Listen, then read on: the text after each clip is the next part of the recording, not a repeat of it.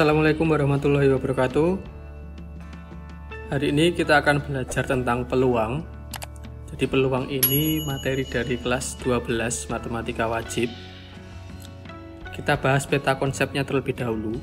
Jadi untuk peluang ini ada materi prasyaratnya, yaitu teori himpunan, di mana teori himpunan ini sudah kalian dapatkan di SMP. Kemudian peluang sendiri terbagi menjadi beberapa submateri, yaitu ruang sampel, kemudian peluang suatu kejadian, frekuensi harapan, dan peluang kejadian majemuk. Untuk ruang sampel, itu ada beberapa definisi, yaitu percobaan, ruang sampel itu sendiri, titik sampel, dan kejadian. Sementara untuk peluang suatu kejadian, itu ada submateri, yaitu peluang kejadian dan peluang komplement suatu kejadian.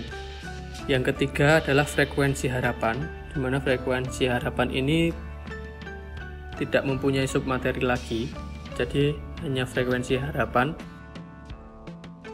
Kemudian yang terakhir adalah peluang kejadian majemuk. Nah, untuk peluang kejadian majemuk ini kita akan menggunakan materi prasyaratnya, yaitu teori himpunan. Jadi kalian harus sudah memahami dulu teori himpunan untuk mengerjakan peluang kejadian majemuk. Untuk peluang kejadian majemuk ada peluang dua kejadian tidak saling lepas, kemudian peluang dua kejadian saling lepas, dan yang ketiga adalah peluang dua kejadian saling lepas dan peluang dua kejadian tidak saling lepas. Pada video hari ini kita akan bahas tentang ruang sampel dan peluang suatu kejadian dulu. Kita masuk ke yang A, yaitu ruang sampel. Sebelum masuk ke definisi ruang sampel, di atasnya lagi masih ada percobaan. Contoh percobaan itu seperti melempar dadu ataupun melempar koin, ataupun percobaan mengambil kartu dari tumpukan kartu bridge. Itu contoh percobaan. Jadi percobaan itu adalah suatu proses yang menghasilkan data. Sementara ruang sampel itu adalah himpunan dari semua hasil yang muncul pada suatu percobaan.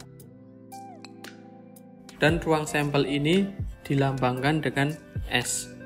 Contoh pelemparan satu koin, maka kemungkinan hasil yang muncul dari percobaan lemparan satu koin ini adalah angka atau gambar. Nah, itu namanya adalah ruang sampel. Nah, bagaimana kalau dadu? Dadu berarti ada 6 kemungkinan, yaitu angka 1 sampai angka 6.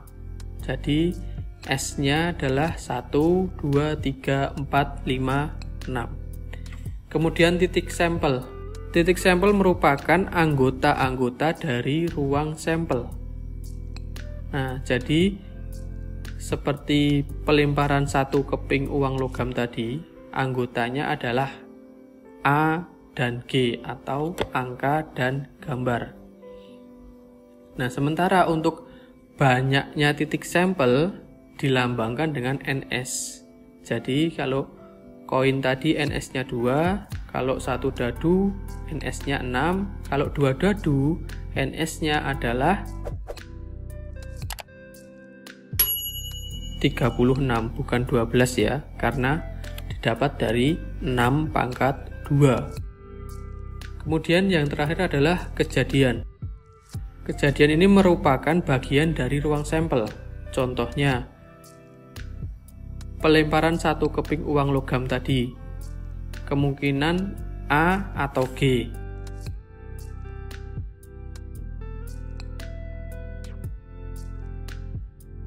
Akan diperoleh suatu kejadian A atau suatu kejadian B. Jadi salah satu aja. Kalau misal satu dadu yang diminta bilangan genap, maka kejadiannya adalah 2, 4, 6 dari himpunan titik sampel, yaitu 1 sampai 6. Sekarang contohnya, dua buah dadu dilempar bersama-sama. Maka kita harus tahu NS-nya dulu.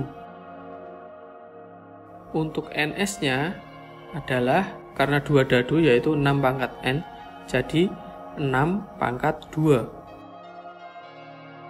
Maka NS-nya adalah 36. Kemudian lihat tabelnya. Di sini sudah ada tabel dua dadu yang dilemparkan. Yang diminta adalah kejadian muncul mata dadu kurang dari 9. Sekarang kita cari mata dadu yang kurang dari 9. Totalnya ada 26.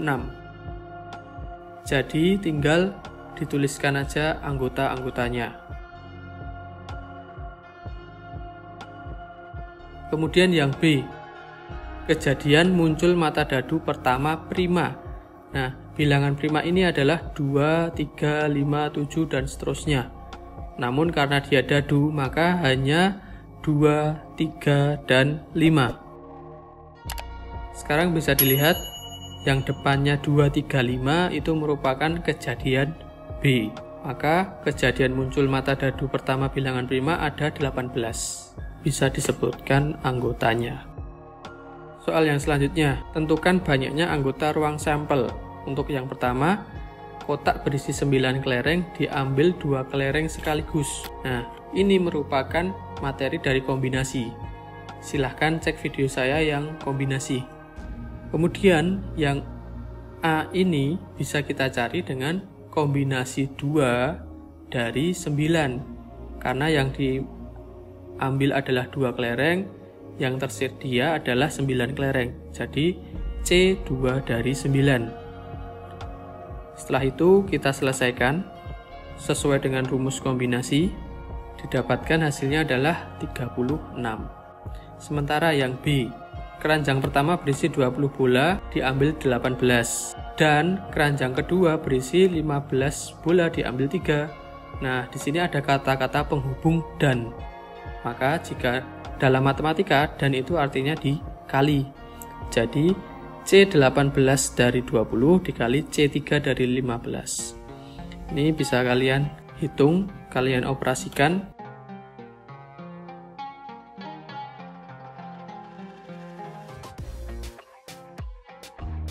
Maka akan ketemu banyaknya anggota ruang sampel dari percobaan yang B adalah 86.450.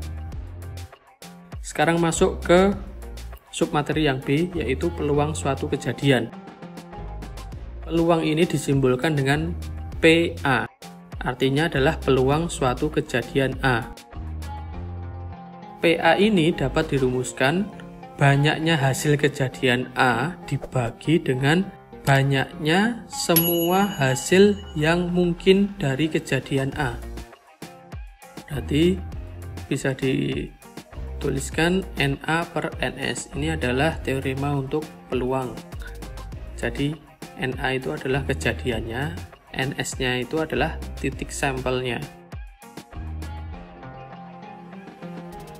Jika A bagian dari S, maka NA pasti kurang dari sama dengan NS. Nah, untuk peluang sendiri tidak boleh lebih dari 1. Peluang itu bernilai antara 0 sampai 1. Jika peluangnya 0, itu artinya peluangnya itu mustahil. Mustahil akan terjadi. Untuk peluangnya 1, itu kejadian yang pasti akan terjadi. Jadi, jika nanti kalian menghitung hasil peluangnya lebih dari 1 maupun kurang dari 0, berarti perhitungan kalian masih salah. Contohnya, 3 buah mata uang logam. Nah, untuk NS-nya kita cari dulu.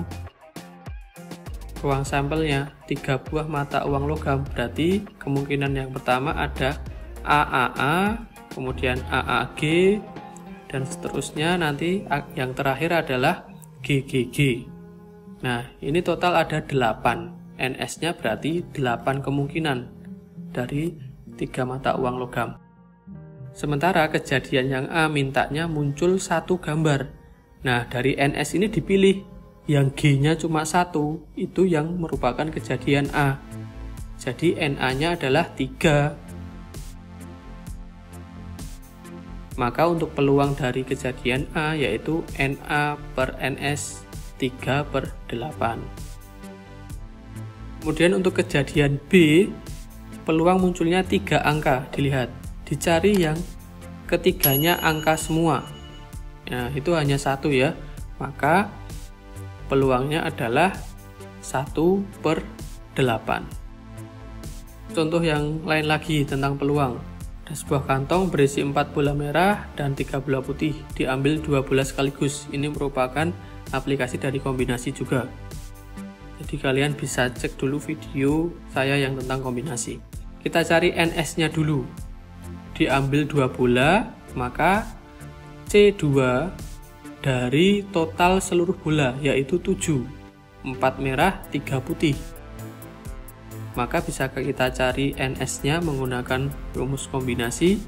Didapatkan NS-nya adalah 21. Kemudian kita bisa mencari peluang kejadian A, yaitu 2 bola merah.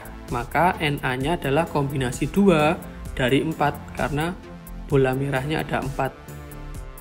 Di kombinasi peluang kejadian A atau bola merah itu ada 6. Maka bisa kita tentukan peluang dari kejadian A-nya adalah 6/21 atau 2/7.